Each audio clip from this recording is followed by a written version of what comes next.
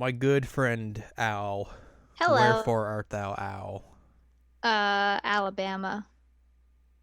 It's a lot of Al's going on there. It's a lot of owls going on there. If I was to ask you, hmm what do you think is the most used play from the catalog of one William Shakespeare? What would you think it is? Oh, you and I both know the answer to this. Give me it, even though I know, and you know. The audience may not know our answer. I was gonna make a joke, but then I was like, oh God, nobody would get that. Please do make a joke, because I will get it at least. I was gonna say it's clearly the Tempest.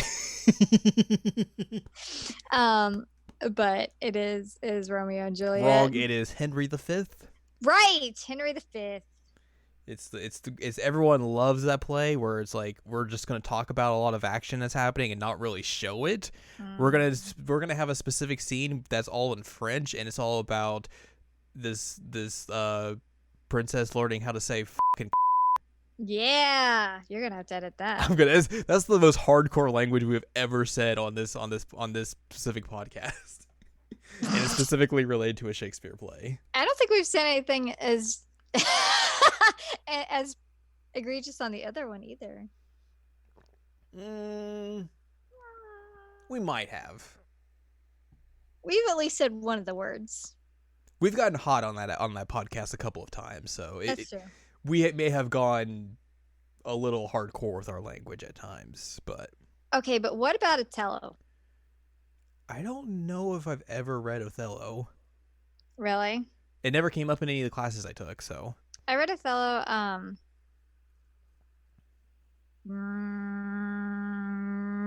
junior year? I of think high it's school or college. high school. Wow, No, really? might have been senior year. It was one of those. It was one of my AP courses. That's surprising. Really? Yeah. Why? Because I wouldn't think that would be one that would come up in high school. Yeah, it was.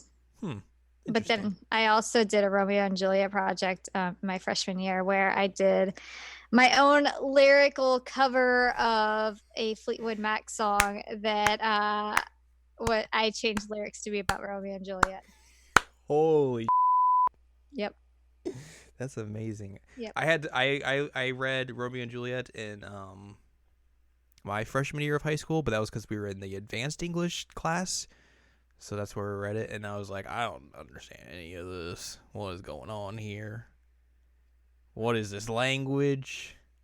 I don't get it. And then, 10 years later, I'm like, yeah, let's take some Shakespeare classes. Conversations with dead guys. Let's do this. Let's do it. So anyway, we're going to be talking about Romeo and Juliet today. It's true. Hello, welcome to this week's episode of Jared and Al Watch K-On! It is episode number 33. I'm Jared. That is Doc Al and Ladium. Hello. And we are discussing. Discussion. Oh, gosh. It's 1 a.m., so. We're off to a good here. We are discussing episode number 18 of season 2 entitled Leading Role. And yes, we're gonna base this around Romeo and Juliet. Fun fact: the Japanese titling for this episode is Shuyaku, which is very interesting because the only time I've heard that word in context with like the Japanese and everything was from a wrestling documentary. I don't know what it means. Essentially, like for this context, it could mean leading role. In the wrestling documentary I watched, the wrestler who basically cut a promo and talked about how he wanted to be the Shuyaku of his promotion. Basically, it means like the top person, like the star, essentially. The top dog. Yeah, essentially. Gotcha. So it was interesting. I'm like, oh, I know this word. I know what that means. Did you just meow? Someone meow at us. Mm-hmm. Max, you meow. Yeah, that makes sense. He's a talkative boy. We had a text message exchanged earlier today. Oh my god, I cannot believe he texted you. Big ups to my boy Max. He's got no bones, but he's a good boy. He has no bones, but he is a super good boy. And he's nude. He is very nude right now and loves texting Jared. It's true.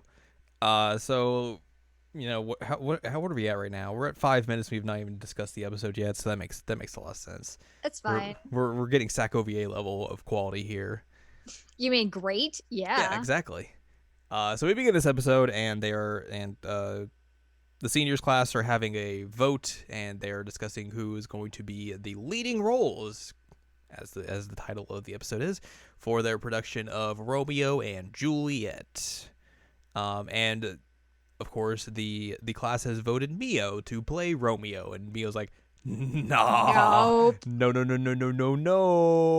not doing that. And she's like going around trying to be like, well, why don't you do it? Why don't you do it? And she's like, Moogie could do it. She's really pretty. And Moogie's like, oh, I can't. I'm the director. And Mio's like, no. And like, Nodoka is like counting the votes and everything. She's out there. And Mio's like, what? I don't. Why do we have to vote? And she's like, no one wanted to volunteer. That's why we had a vote. And then Mio tries to get Ritsu to do it, and Ritsu's like, no. Nope. And she tells Mio that she's gonna put a bunch of scary makeup on her, film the whole thing, and then Nodoka's like, yeah, about that. You're not gonna be filming anything. You're gonna be on stage as well because you're playing Juliet. And Ritsu's like, nope, no, Nope, no, nope, no, nope. no, no, no. But the rest of the class is just like, yeah, it makes sense. You two have to be together. You have to be the leading roles. You can't have the straight man without the comedy person.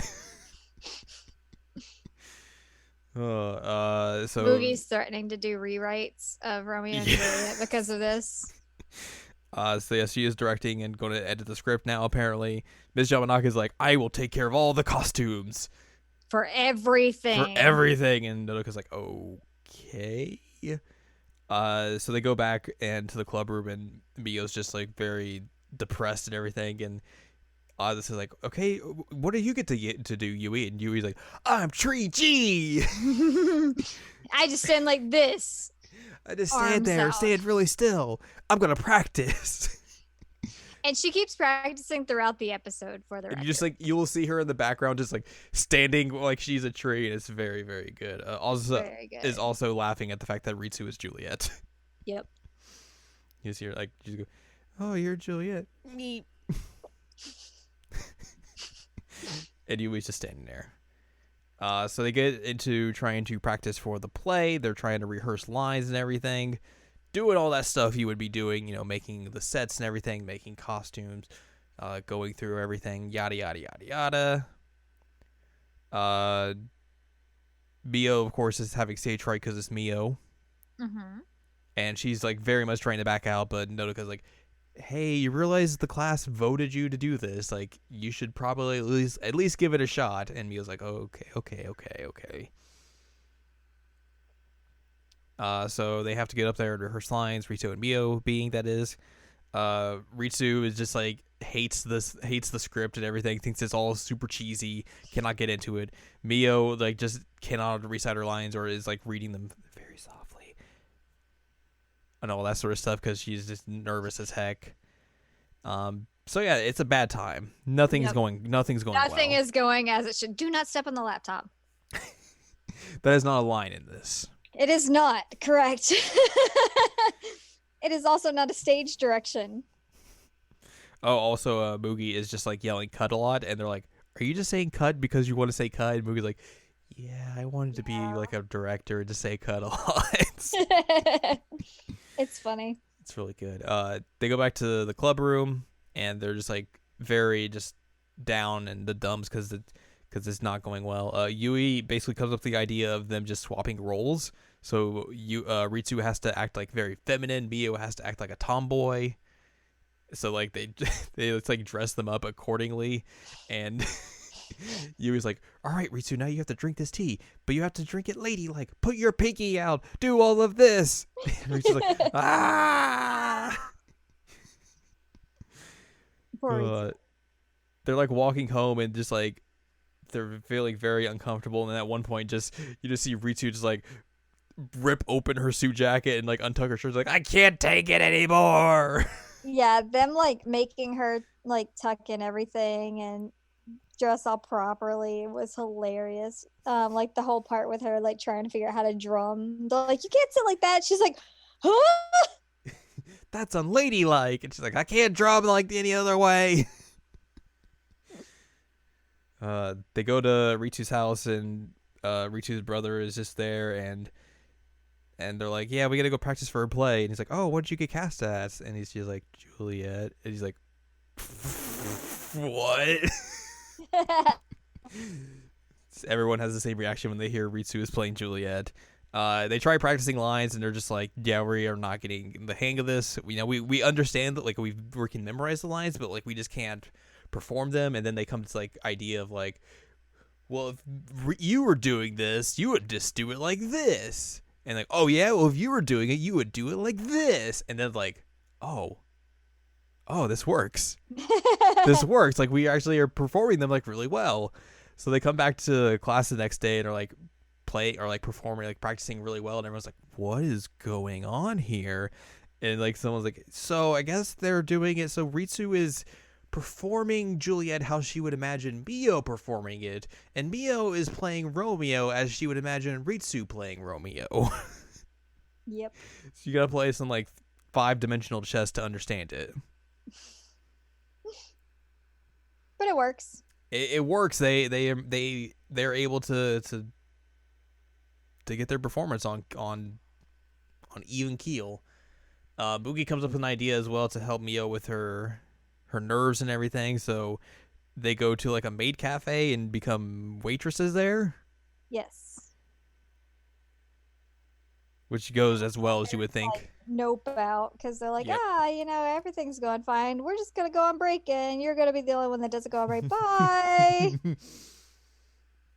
Her face gets like stuck in one position. They learn how expensive the tea they've been drinking is. Yep. Like, oh god. So yeah, eventually Mio is able to like kind of get the hang of things, but then she comes back to school the next day and her face is frozen in a smile. She's like, my face has been stuck like this since yesterday. Yep. And Ritsu just like rubs her face and like fixes it somehow. Because that's how that goes. Yeah, rubbing it fixes it.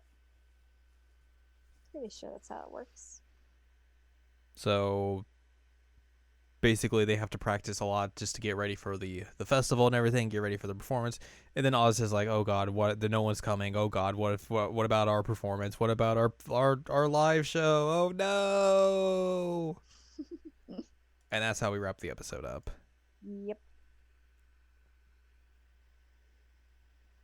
Should be fun. Yeah, this play should go very well. Oh yeah, totally. Nothing bad will happen. And I'm sure Wink, that like wink. Tree G is gonna do the best job ever. Tree G is gonna be the best tree ever. Ever. Ever. You thought that you'd seen the best tree performance ever. You had not seen Tree G. Tree G. It just sounds like I'm like, How many trees did they have that they have a Tree G? yeah, I don't know. Like, how many trees do you need on stage at once? There was like one. I know. Why is she G? Maybe they just called her G to make her feel better. She's Tree G unit. Sounds, yeah, that's right. I like it. Well, next time we will see the results of their play, as we will be discussing episode 19 of season 2, entitled Romeo and Juliet. Yep. Pretty straight to the point. But that'll be next time. So if you'd like more from us, go to seasonlanguagecheckup.com or sac.cool is where you can find past episodes of this podcast and other podcasts like Season Language Checkup and Season Language Checkup OVA. And you can find columns and reviews on the site as well. If you'd like more from Ann Ladium, go to AnnLadium.com. She's got columns and reviews. And you can follow us on Twitter, twitter.com/animecheckup. So next time, join us as we give a rousing review of a classic.